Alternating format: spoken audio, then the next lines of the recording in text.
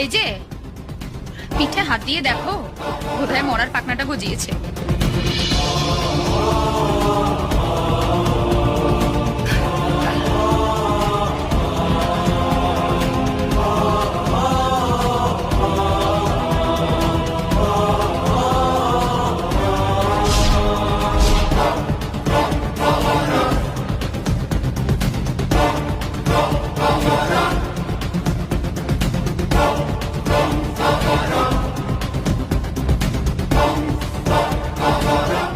মানতে হবে, হিম্মত আছে তোর। হিম্মত তো তোর দেখছি।